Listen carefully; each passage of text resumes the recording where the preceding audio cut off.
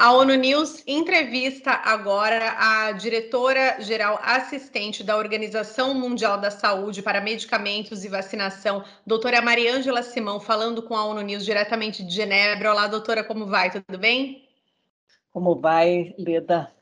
Bom dia, boa tarde, boa noite para todos os ouvintes. Exatamente, já que a ONU News transmite para o mundo todo. Muito obrigada por aceitar conceder essa entrevista. Eu queria fazer a minha primeira pergunta, destacando um ponto muito interessante que a senhora mencionou esta semana em uma conferência de imprensa da Organização Mundial da Saúde, em relação à terceira dose da vacina contra a Covid-19. É necessário ou não, e muitos países desenvolvidos ou já estão aplicando ou estão pensando seriamente em fornecer essa terceira dose. A senhora disse uma coisa muito interessante no meu ponto de vista, que essa terceira dose está causando um dilema ético, não é? Porque muitos países em desenvolvimento ou de baixa renda sequer têm a população vacinada.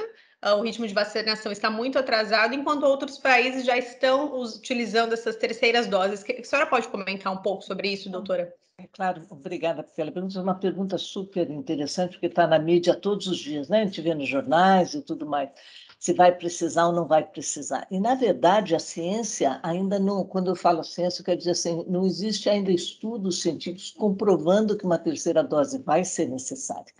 Então, esse é o primeiro ponto, né? E o segundo ponto é o que você mencionou, que eu havia falado sobre a questão ética de que você tem um quantitativo extremamente grande de pessoas em países em desenvolvimento, em especial países de baixa renda, que tem maior risco de adoecer e morrer por conta desse SARS coronavírus e que não tem acesso à vacina, né? E, ao mesmo tempo, você já está falando em países de alta renda em fornecer uma terceira dose que ainda não, a gente não tem certeza se vai ser necessária.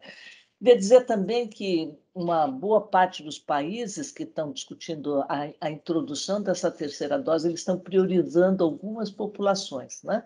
Por exemplo, saiu ontem uma questão nos Estados Unidos e também a semana passada o próprio a Alemanha, se não me engano, que, por exemplo, estão priorizando pessoas que são que têm imunossupressão, aquelas pessoas cuja imunidade, por exemplo, uma pessoa que recebeu um transplante e que toma um medicamento imunossupressor, né, para não fazer a rejeição do transplante, que essas pessoas precisariam de uma terceira dose. Mas, como eu comentei anteriormente, então pode ser que ela seja necessária, a gente não sabe, inclusive para grupos bem específicos. Mas, como medida de saúde pública geral, ainda não tem a evidência científica necessária para que isso ocorra, né?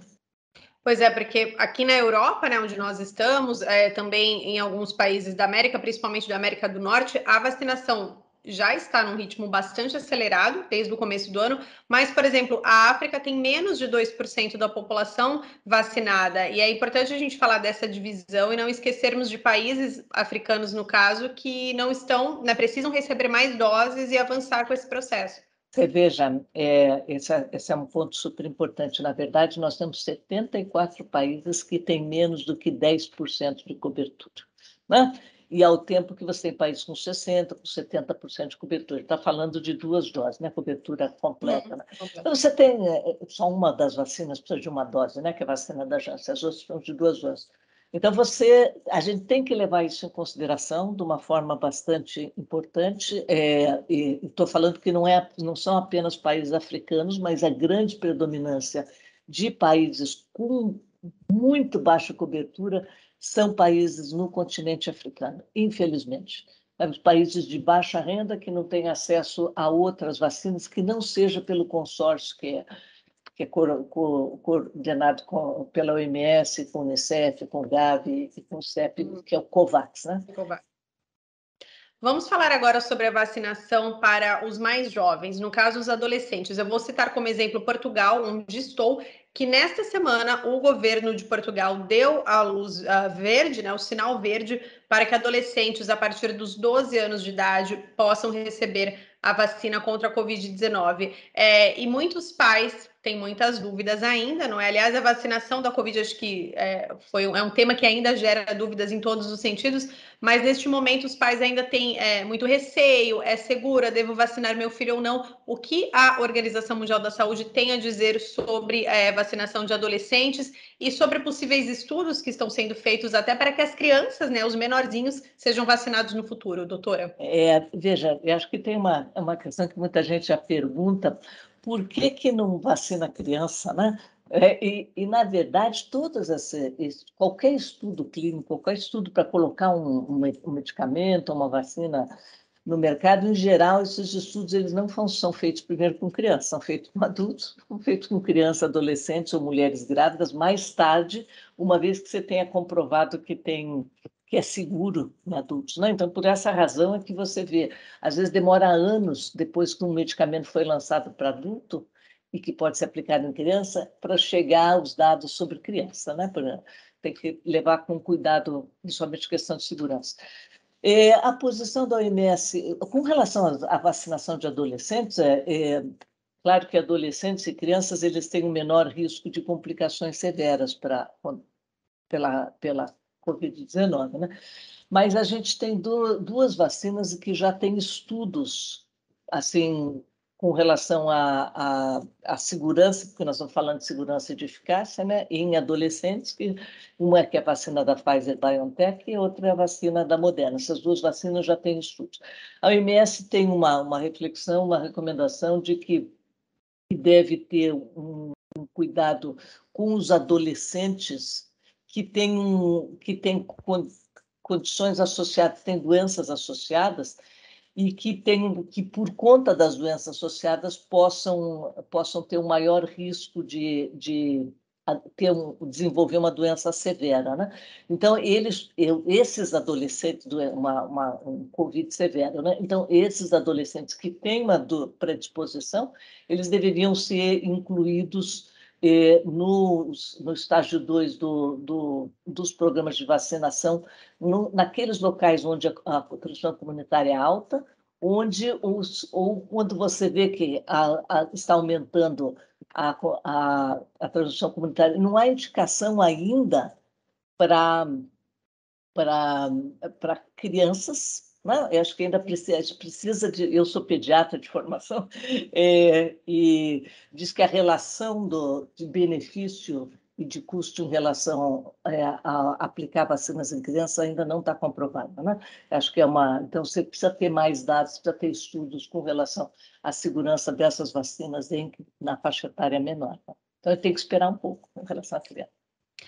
E depois de 1 ano e meio, não é, nessa situação, com a pandemia, todo mundo ficou confinado durante vários meses, tanto no ano passado quanto esse ano, tem muitas pessoas que estão tomando a vacina por um outro motivo, que é quero viajar, preciso sair da onde eu estou. Eu queria que a senhora falasse um pouco sobre as orientações, as diretrizes da Organização Mundial da Saúde nesse sentido, porque, por exemplo, alguns países europeus aprovaram algumas vacinas, né, no caso a da Johnson, a Moderna, a da Pfizer, e já estipularam que não poderão entrar nesses países turistas que não receberam algumas dessas vacinas que eu mencionei.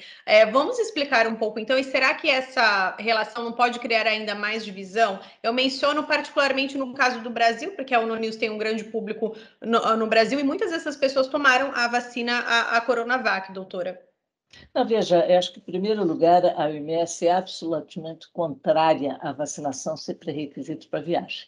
Sabe, acho que esse é um primeiro ponto, porque, dada essa enorme inequidade no acesso à vacina, você não está num ponto em que todo mundo tem acesso, né? Então, não, todos os países têm acesso. Não está lá. Então, a OMS tem reforçado, encorajado os países a não criarem mais barreiras do que necessário, porque tem outras formas, né?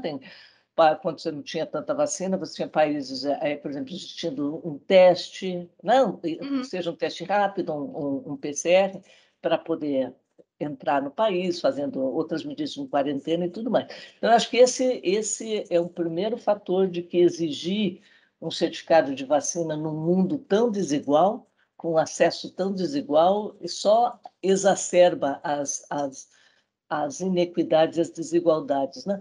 Esse é um ponto. O outro ponto é que teve um movimento, por exemplo, o Parlamento Europeu aprovou uma regulamentação para ser é, o, da União Europeia, né? O Parlamento da União Europeia aprovou essa regulamentação que diz que para que os países, para facilitar o livre trânsito entre os países da União Europeia, né? Então, é a aceitação do passaporte europeu e com as vacinas que são autorizadas pela Agência Europeia de Medicamentos, né? E aí teve um entendimento de muitos países ou de que não só seriam as autorizadas pela Agência Europeia de Medicamentos. Mas isso, na verdade, é para o trânsito entre os países da Europa, né? Okay. O próprio Parlamento Europeu fez aí uma recomendação para que os países considerassem para autorização de entrada de pessoas de outros países que não da União Europeia, que considerassem a autorização para vacinas que estão autorizadas emergencialmente listadas pela OMS.